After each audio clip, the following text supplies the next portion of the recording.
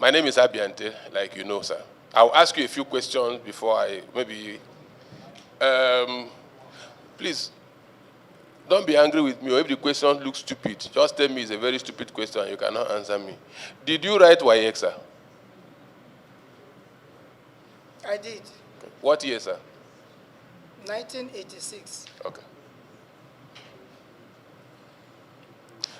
What time did you write your own exams? There were morning papers and there were afternoon papers. What time did you... Can you remember the time? At that time, I remember it was 8 a.m. and then some papers were for 2 p.m. And you ended what time?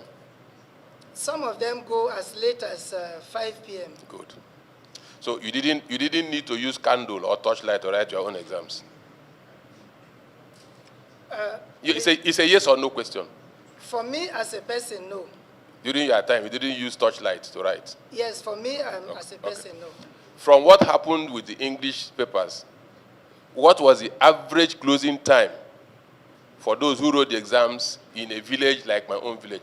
Because it's obvious, what time did they write the exams? Mr. Chairman, sir. No, what time did they write the exams? The average. Because I have on record what they sent to me, so I will also let you know, sir. From the information reaching me, yes, sir. Some places ended at around 9 p.m. Around? 9 p.m. 9 p.m. Okay. And some others ended when? That is the one before me, sir. Okay. Are you aware that some places they wrote the exams till about 11:30? Are you aware? I'm not aware, sir. You're not aware. So if we show proof, will you admit? No, even without showing proof. WAEC is also not limited to Nigeria, am I correct? West right, Africa. sir. Okay. Yes. Which other country did the candidates write exams by 11 p.m.? Which other country? I am not aware of any because... Except Nigeria. To the best of my knowledge, So yes. it's only in Nigeria? To the best of my knowledge, yes. Good. So that is very easy to find. It is a collapse of whatever, logistics or gross incompetence. Am I correct? You have more than one country, 2, 3, 4 countries, and it's only in Nigeria that they had to write the exams by 11 p.m. So other countries did very well in managing their logistics. In Nigeria, we failed. Admitted? Okay. Is it a fact, sir? In my village, there's no electricity. Not even in my own house, talk less of the school. Are you also aware that some people left for the examinations without food? They were hoping that when they finish writing the exams, they will get back to their houses to help their parents cook the dinner for that day. How will a small child, a candidate, wait until 11 on hungry, empty stomach, and the person will be assessed at the same level with the man in Maitama who probably sat in an air-conditioned classroom to write the same exam?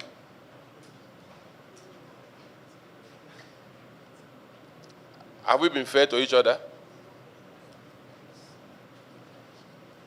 So, what aspect of logistics failed? That's what we have come to. What logistics failed? You suspected that the exams were compromised. You had to make a way out. 3 days before that date. So what aspect of logistics failed? You didn't know that the papers would get to Taraba. You didn't know that they would get to, Jalingo. What part of it failed? So that we know how to address it in future. That's why we have called you, sir. All right, thank you, Mr. Chairman, sir. And was logistics. The vehicle conveying the exam material to Taraba had faults in the night because we had to travel overnight because of the time required to replace the paper. Then, in another part, our vehicle was not allowed to pass the community. Head of WAEC, please. What happened that led to replacement of the paper, please? All right. When I said compromise, I mean that it was leaked. That is the word I use for compromise. Now, as we are, we have only one press, which we started operating this year because we acquired a defunct printing press. We revived it. Unfortunately, it is operating just about 50%. So we also have 3 other commercial press houses that print our exam materials. And we trace that the particular paper in question, we trace where it came from. And then we took the remedial step of replacing it because it will not be in the best interest to have a paper that some people have unfair or undue advantage over. So now, apart from that logistic problem. Sorry. You have confirmed now that it is the outsourced part that leaked. Yes. You are printing press, you operate at 50%. So you had to outsource. Yes. So what have you done to that company? Have you arrested because if you give me a job, the vendor, the person that printed the paper that leaked, what have you done to the person? Normally, when things like this happen, because we have a contract with them, the procedure is to institute investigation to really ascertain where it is coming from. And as we are talking now, that process of investigation to present facts before the appropriate body that will take the sanction, that is before the law, that will mete out the sanctions. So the procedure of having this matter treated legally is on. Okay. Honorable Billy. Honorable. That exams can be written at 12 a.m. at night. Yes or no? No. Mr. Registrar, you just told us there was a leak and you were trying to do a replacement. Were you setting another set of questions to replace the leaked questions? Yes, sir. Is that proper? It is proper, sir, because over the past, when we have, yes, sir. So when you are now replacing with a different set of questions, that means you are actually setting different questions in different states. Would that be a proper assessment? When we have instances like this, like I said, it is not only in Nigeria. There are other times when other member countries are faced with peculiar issues that the International WAEC Committee comes together and agree that for that member country, they should be assessed using a different instrument. Okay, now I understand, or would you admit that this problem was not just in one state? Would you admit? Yes. Okay, when you decided to approve for exams to be written beyond the specified time or the normal time, what informed that decision? Mr. Chairman, sir, we never did that. All that we have is for the exam to be written at the normal time. And that is the instruction we gave to staff and to supervisors. So you are now saying that every exam that was written after the normal time should be invalid. Is that correct? Since you never gave that approval. We do not do so, sir. The simple reason is this. When exams are delayed in any center, the supervisor and the invigilators stay there with the candidates to ensure that they do not have access to the question papers until the question paper comes to them. By so doing, they do not have undue advantage over others. Well, again, you say you did not approve it. It's just like having elections. You know, we are politicians. Have you heard of what is called supplementary elections? Okay, you are not a politician. I will explain to you what it means.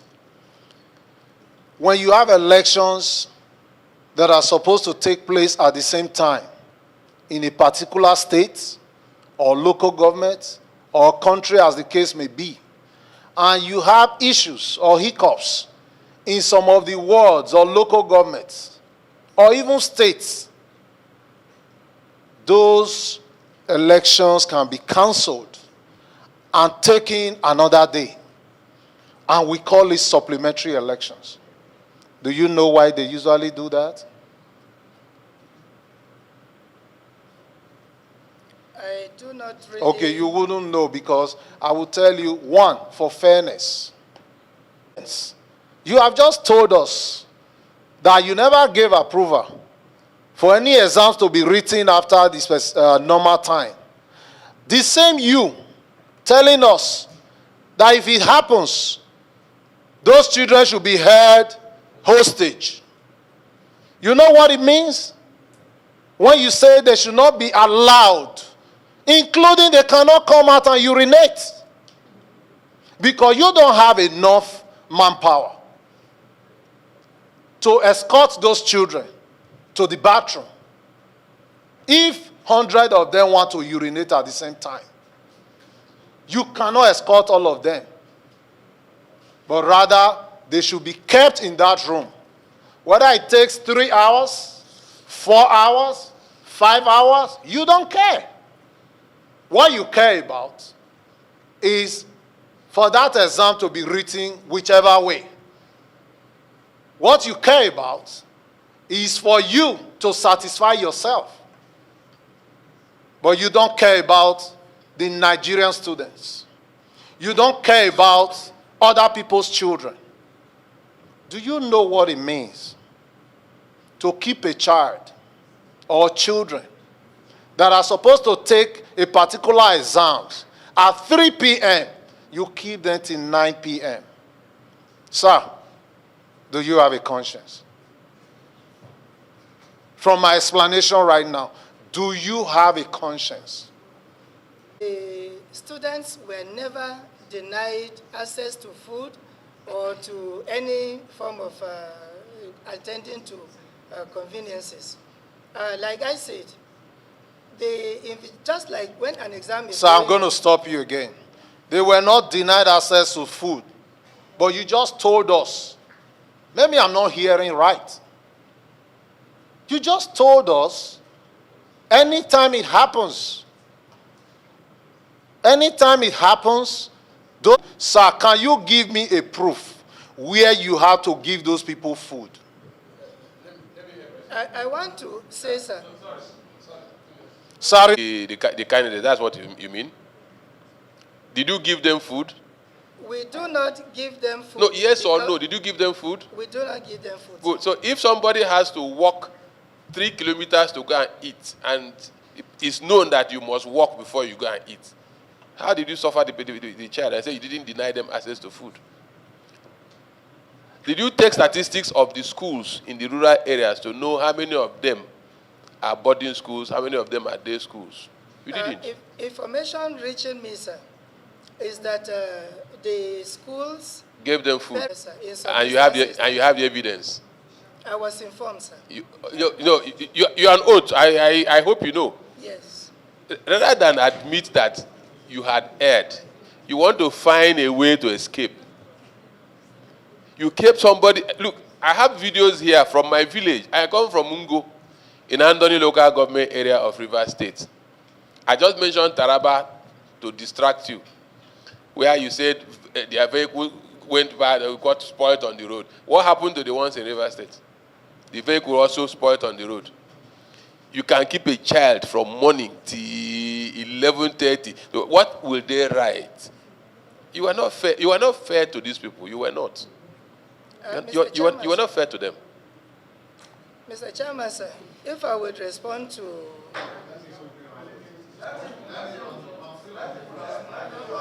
I'm still on the floor, please.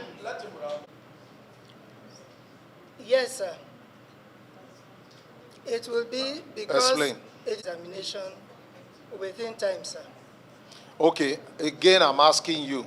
Because if we are supposed to take the same exam at a particular time, and others have taken theirs, you are making me to take mine 6 hours later with no food, no water. I'm held hostage by your exam staff. Politics. For fairness, you told us that the place where they had a leak, you had to quickly reset a question to replace the leak. So what would have been wrong if you have canceled those areas, give them another date, and reset another question for them, if that's the case, just for fairness? What would have gone wrong? Sir, let him... Trying to say, Honorable Billy, that because of the leakage of that paper, which you admit, now, our children were traumatized. Traumatized. You know what it means. Traumatized.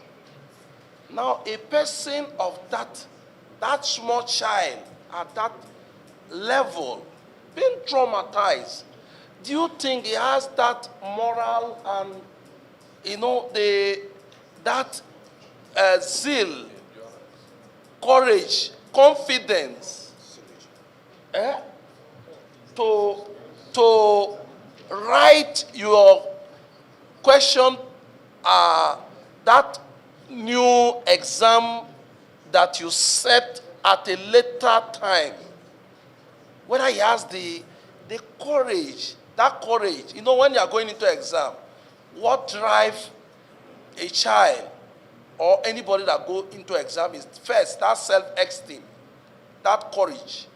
Once that courage is no longer there, when you are demoralized and traumatized, whether that child can write that exam, if it's my child or your child that is to write that exam, whether he will be able to write that exam. Mr. Chairman. But let me state here that our processes take care of situations like this, because we have instances when there are natural disasters, when the exam is going on. Now, what the examiner is told to do, and once we know those centers, we give it to the examiners, and when they mark, they make such observations known to us, and that factor, that point, is considered in the overall grading. So like I have said, there are many... So what you are telling us now is, sorry sir, to observe that, and it is, maybe you make it up, you dash them marks. That's what you are trying to say. No. Sorry.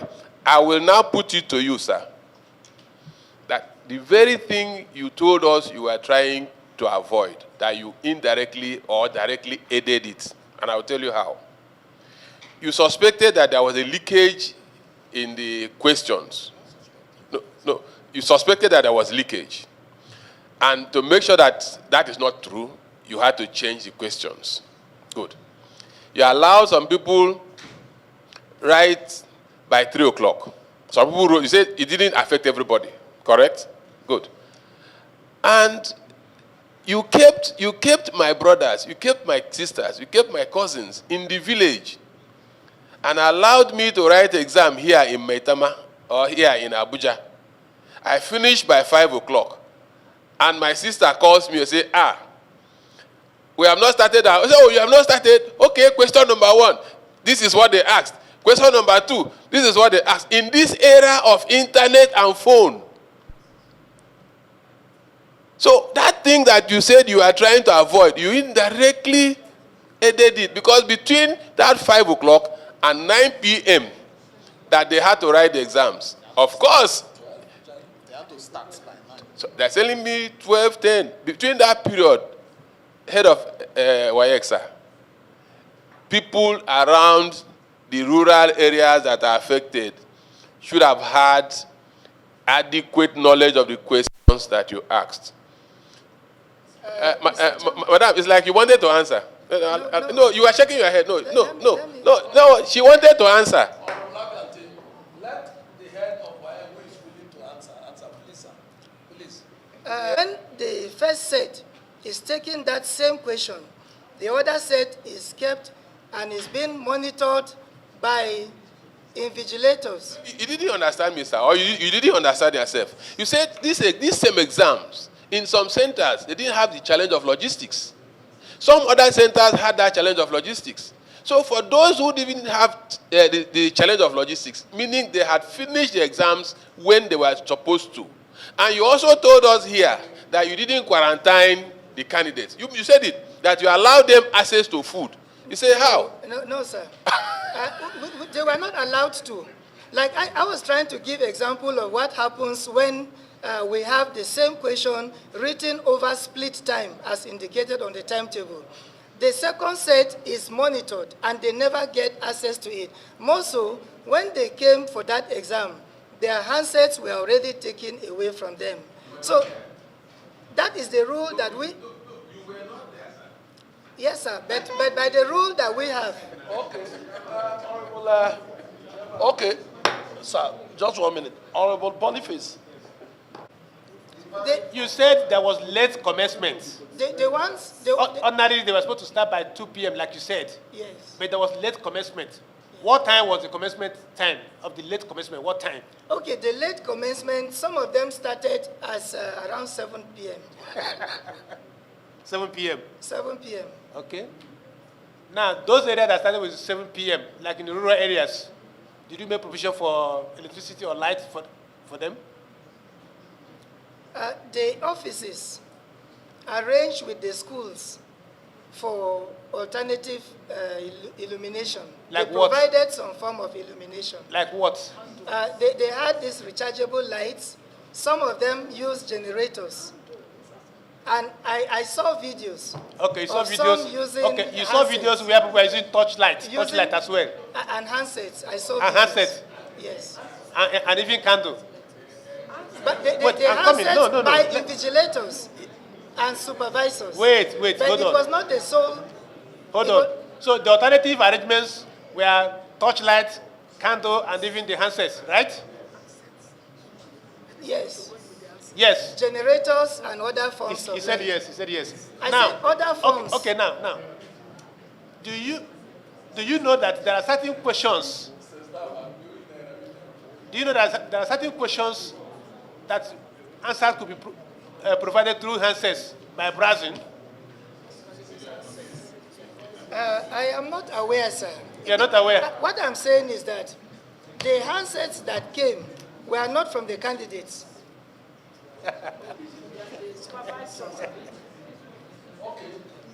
I don't think this man is serious, honestly speaking. Honorable Okonkwo. Lot which has to be digested.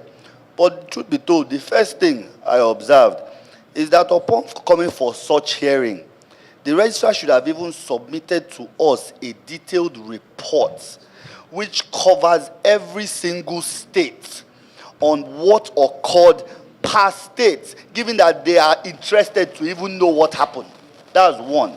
That has not been done. We are here going based on what one man is telling us, who sat in his office not knowing what exactly is going on, but rather getting information from internet. That is one. Two, Mr. Chairman, my dear colleagues, the registrar mentioned that, what I want to know, you mentioned that there is an existing contract that has been, okay? I want to know, one, how long has that contract been existing with the so-called company and the vendors that provide these materials to you? And if it is, there is a set guideline that is proposed by WAEC, Again, our dear honorable colleague mentioned that yes, WAEC is not just Nigeria, it's the entire West Africa.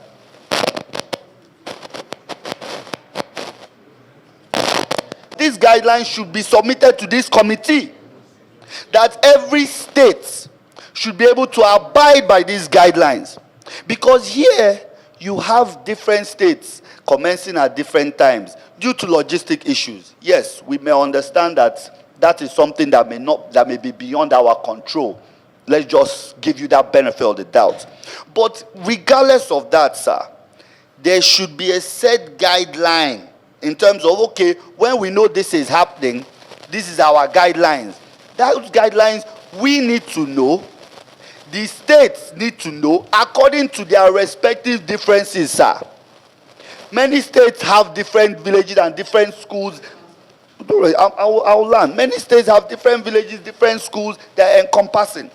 So if you're going to develop a guideline of such, it should supposed to cover everywhere, the entire federation, because here you have admitted that this issue has not occurred in any other place apart from Nigeria.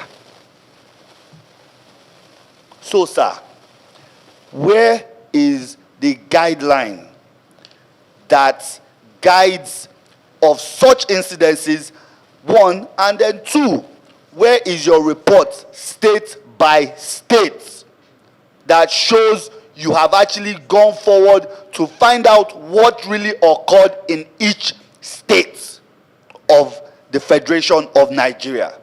Thank you. Okay, WAEC. It is renewed biannually. And such infractions and actions and inactions are clearly spelled there, and the way to proceed with such infractions when they arise. Now, concerning the procedure, we have a well-articulated procedure in dealing with compromise if they arise. That document, for the sake and the purpose of allowing us to keep our procedures so that people will not abuse it, we have a document that is detailed and robust. If it is the pleasure of the committee, I can discuss that with the chairman, because we do not want that procedure to go public. Chairman, the registrar is saying to this committee, he is yet, all right, he is yet to mention exactly the reports that occurred by state. He is saying that there is a document that he's claiming there is a document but it shows that, one, he did not do any work to even investigate what occurred state by state. And as it is, maybe that document is not in existence, Chairman, because really I don't want him to take you to the office and then he starts talking something different, sir. Mr. Chairman, Okay, sir. when INEC is conducting election, the guideline for that election is always made public, right? The guideline is always made public. So why are you afraid to make the guideline of your exam available to this very revered committee? Mr. So Chairman, I think sir. a formal motion to that should be.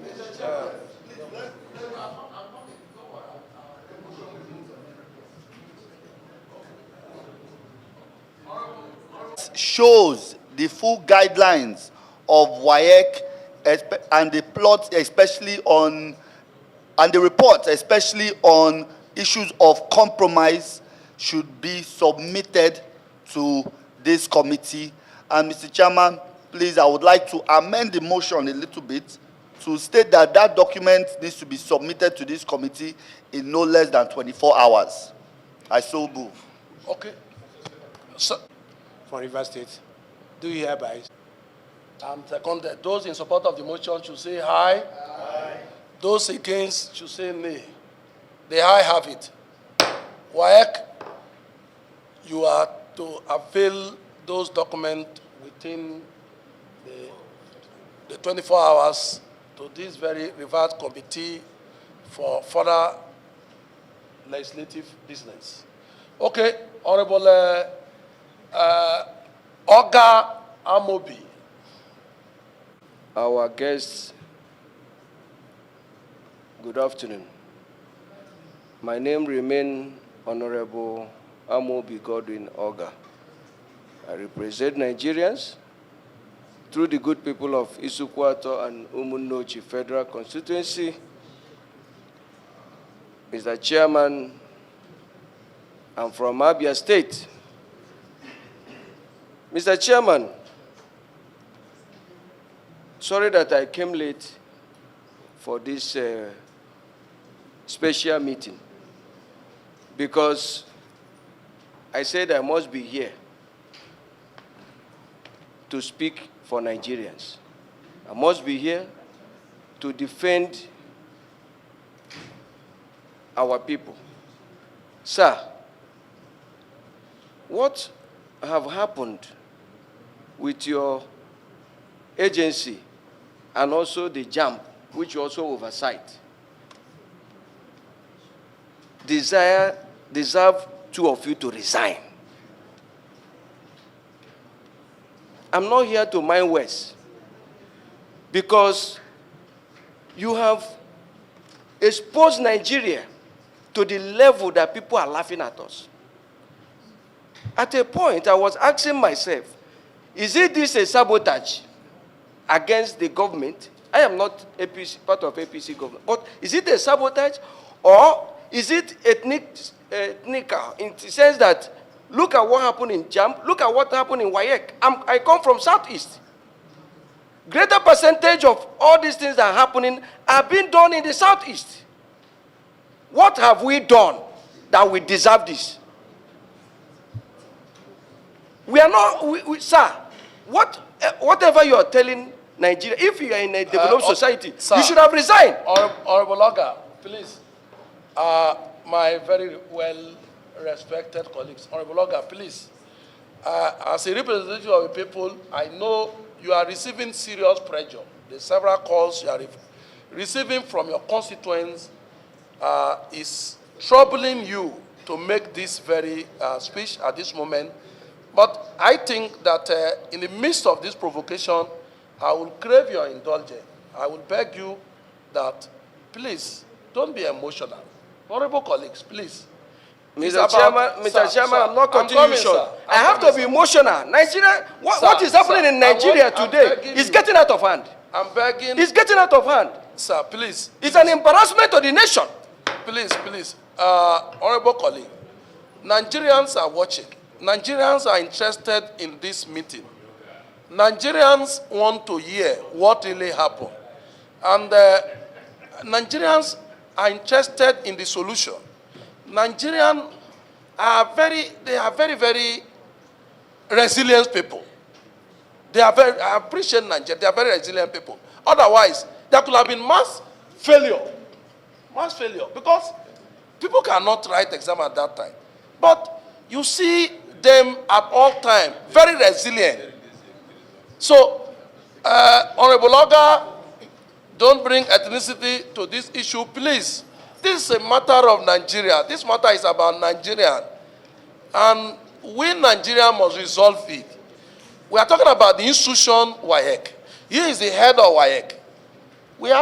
Before you came, we have apologized to parents, we apologized to Nigerians, because we know what Nigeria went through. Some person, sorry sir, some person may think that what we are saying here is a play, it's a joke. If it happened to you, most of you here are father and mothers. If it happened to you, you know the enormity of the issue we are discussing here. So we are very, very concerned. But I want us to be very moderate. I want us to pull that emotion behind us. Then let's face the reality. The head of WAEC is here, responding to our question. So we should be very moderate. We should keep ethnicity aside. We should put sentiment aside. we should look at this issue as what happened to Nigeria.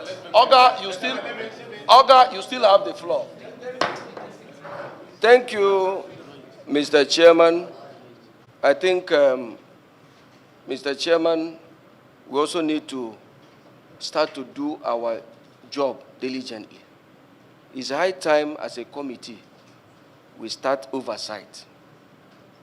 Because this embarrassment